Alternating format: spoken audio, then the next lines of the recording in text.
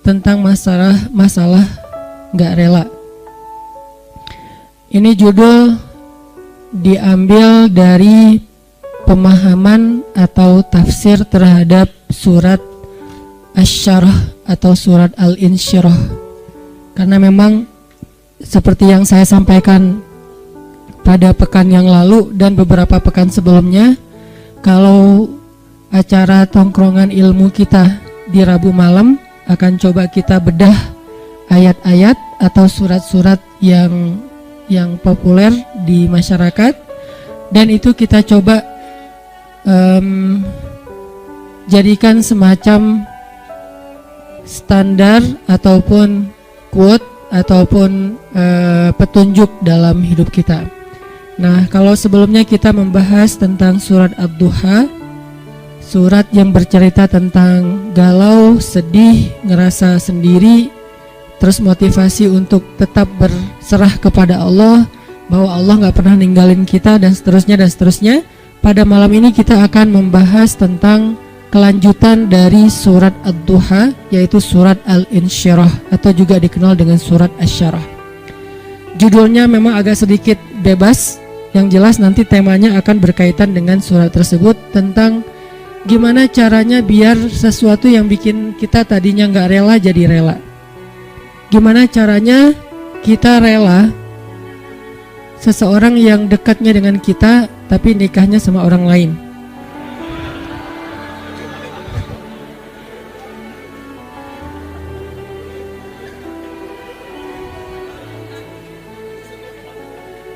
Soalnya saya juga nggak rela. Enak aja. Gimana caranya kayak gitu? Maaf ya, saya belum pernah ngerasain sakit sejauh itu, sedalam itu. Sesakit-sakitnya saya masih ada obatnya. Sekarang udah terobati. Apaan sih?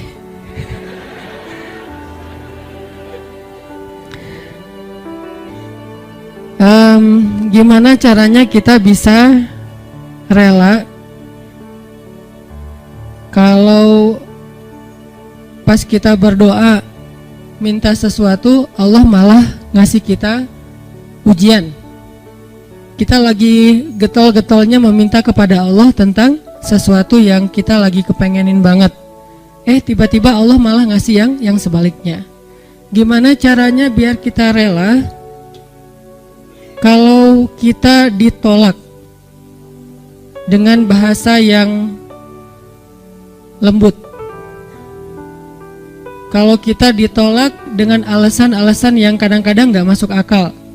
Kalau kita ditolak alasannya misalnya kayak kita kayaknya gak cocok, soalnya hitung-hitungannya gak dapat misalnya, atau karena mitos-mitos tertentu, atau orang tuanya kayak gak sreg gitu sama kita, padahal kita udah berjuang untuk caper-caperan habis-habisan, modalnya juga udah keluar banyak, tapi ditolak. Gimana caranya kita rela atau lega? Gimana biar kita lega? Ini ada nih, kalau kita ke masjid pakai sendal eger, pulangnya nyeker. Siapa nih? Terus banyak yang jawabannya politik gitu, gak usah dibaca. Nah gitu-gitu deh. Ada beberapa yang agak-agak unik, tapi yang paling unik yang tadi, kita udah kegeeran banget dia dekat sama kita tapi jadiannya sama orang lain, dan orang lain itu bukan siapa-siapa, teman.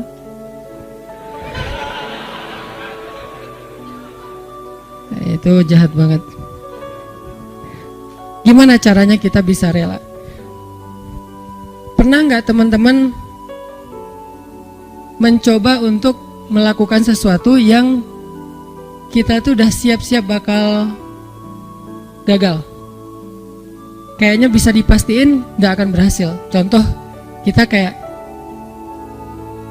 mau ngedatangin seorang calon mertua yang anaknya itu idola kampus banget, atau idola sekolah, atau teman masa kecil kayak Spider-Man atau apalah. Terus kita kayak yakin banget bahwa kita tuh bukan standar orang tuanya dan pasti kemungkinan besar akan ditolak. Cuman kan gak ada salahnya juga untuk mencoba ya. Nah, ternyata ditolak beneran. Nah, gimana rasanya tuh? Apakah kita bisa benar-benar lega dan nggak dendam sama dia? Apakah kita benar-benar bisa ngerasa lega dan akhirnya bisa maafin orang tersebut kalau dia misalnya ngezolimin kita, ngejailin kita, ngecurangin kita, nikung kita?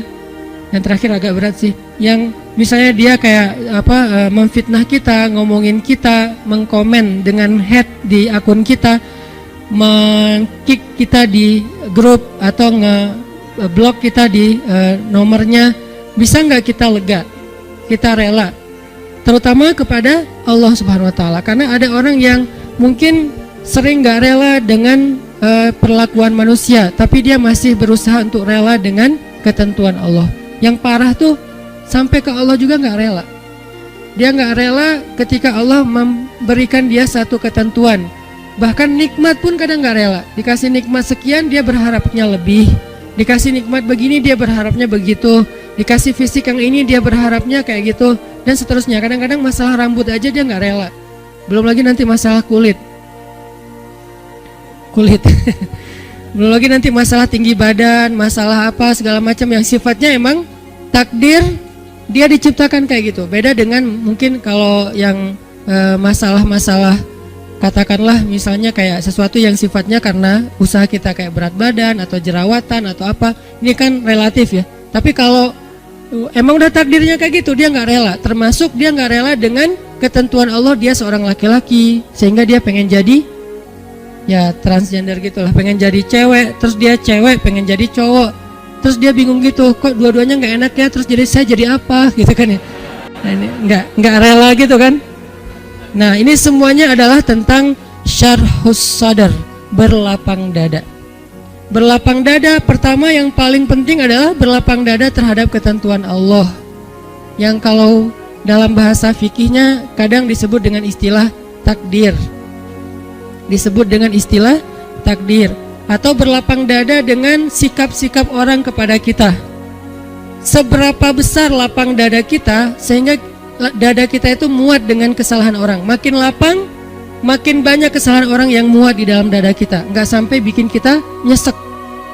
Jadi ada kesalahan masih lapang, nggak nyesekin kita, jadi kita masih santai. Kan orang kalau lapang, sebutlah kita kayak di sebuah ruangan atau di mobil aja nih. Kebenaran mobilnya mobil city car yang memang dua row gitu, seatnya cuma 4 orang. Nah, kalau masuknya cuma kita driver nih, masuk 1 orang teman, kita merasa sempit nggak? Enggak. Atau kita jadi penumpang sama driver, masuk seorang teman masih biasa. Masuk yang ketiga jadi 4 orang sekarang masih biasa. Masuk yang kelima, yang keempat jadi 5 orang, mulai agak-agak gimana gitu, apalagi duduk di belakang kan ya. Nah, kebayang nggak kalau mobilnya bus?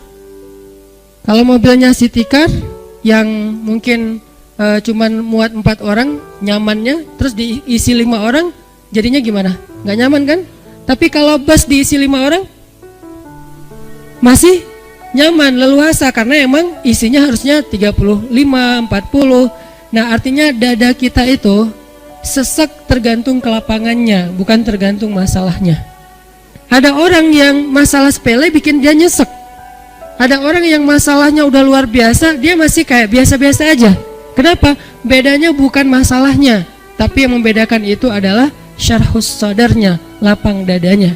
Ada orang ketika diomongin dengan satu komen negatif, hate yang masih wajar lah ya, cuman kayak misalnya bilang ria gitu doang, dia udah langsung rame gitu, udah langsung di replay, langsung terus dia kayak ngedebat gitu, langsung di blok, langsung dia kalau perlu akunnya juga ditutup, dia nggak mau pakai lagi Instagram pundung gitu, pundung visosmed misalnya. Ini gara-gara apa? Gara-gara ada satu haters yang satu kata doang, ria, sombong.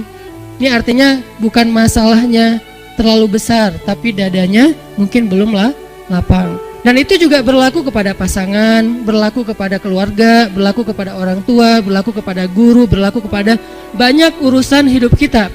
Kadang-kadang satu kata bikin kita nyesek, tapi ada orang lain yang udah 1000 kata dan katanya semuanya bold, dia biasa-biasa aja. Kenapa? Mungkin 2 kemungkinan, dia orangnya cuek, orang yang nggak mau ngikutin kayak gitu-gitu, dan itu juga bisa jadi buah dari kelapangan dada. Atau kemungkinan kedua adalah dia dadanya emang lapang, hatinya emang lapang, Sehingga salah satu yang kita selalu doain itu apa? Rabbi syrahli, malah sebelum yang lain-lain, Rabbi syrahli sadri. Inilah yang diminta oleh Nabi Musa ketika Nabi Musa diutus kepada Firaun. Allah berfirman di surat Thaha, idhab ila Firaun innahu tagha. Pergilah kamu kepada Firaun, dia itu jahat banget. Tagha itu jahat banget. Tagha itu zalim banget. Tagha itu durhaka. Tagha itu sangat sombong. Tagha itu udah luar biasa kejahatannya, bukan lagi orang yang kejahatannya masih wajar, udah di atas wajar, namanya tagha. Innahu tagha. Firaun itu luar biasa jahatnya. Apa kata-kata Musa? Musa nggak bilang ya Allah beri saya senjata. Karena kalau Musa minta senjata, Allah bakalan kasih senjata yang bisa ngalahin Firaun. Musa nggak bilang ya Allah kasih saya misalnya harta supaya saya bisa ngebeli semua kekayaan Firaun, kekuasaan Firaun saya bayarin aja lebih daripada Qarun. Malah yang diminta oleh Musa dalam misi yang sangat berat itu apa? Qala rabbi syrahli sadri. Itu pertama yang diminta sama Musa. Musa berdoa setelah Allah memberi dia perintah. Kata Musa, rabbi syrahli sadri. Ya Allah lapangkan dada saya. Baru yang kedua, wa yassirli amri. Ya Allah mudahkan urusan saya. Jadi kalau dadanya udah lapang, maka urusannya jadi mudah. Kalau dadanya udah lapang, maka hidupnya jadi mudah. Kalau dadanya udah lapang, maka hubungan dengan pasangannya jadi mudah. Kalau dadanya udah lapang, maka hubungannya dengan partner atau teman kerja, tim bisnis kita jadi mudah. Kalau dadanya udah lapang, maka teamwork kita dalam suatu usaha sosial, gerakan dakwah atau apapun jadi mudah. Wa yassirli amri. Baru setelah itu wahlul 'uqdatan min lisani yafqahu qauli. Selesai?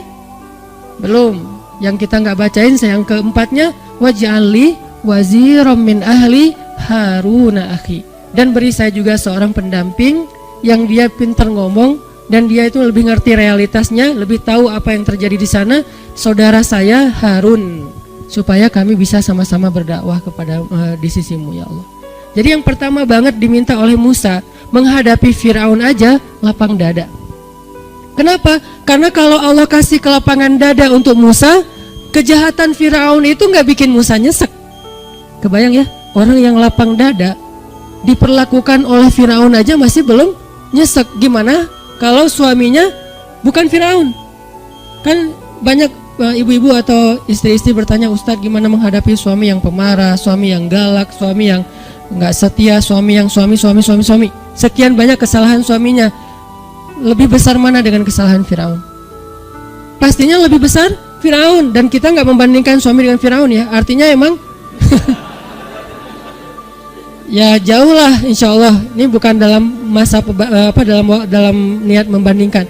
Tapi kalau kesalahan Firaun aja dengan kelapangan dada Musa tidak pundung, Musa tetap bisa bersabar, Musa tetap bisa menuntaskan misi dakwahnya, berarti lapang dada itu penting banget dalam hidup kita teman-teman. Sampai dengan kelapangan dada bisa menghadapi orang sekelas Firaun, berarti kan lapang dada itu penting banget ya. Yang kalau di bawah Firaun pasti akan lebih lega lagi nih. Di Firaunin aja lega, di Firaunin. Jadi diperlakukan oleh Firaun aja masih lega. Itulah yang diminta oleh Musa. Ini menandakan bahwa lapang dada itu salah satu doa yang paling penting untuk kita baca teman-teman. Bukan cuman pas mau ngomong di depan kita baca Rabbi syrah li sadri. Kapan aja Rabbi syrah li sadri, Rabbi lapangkan dada saya, lapangkan dada saya.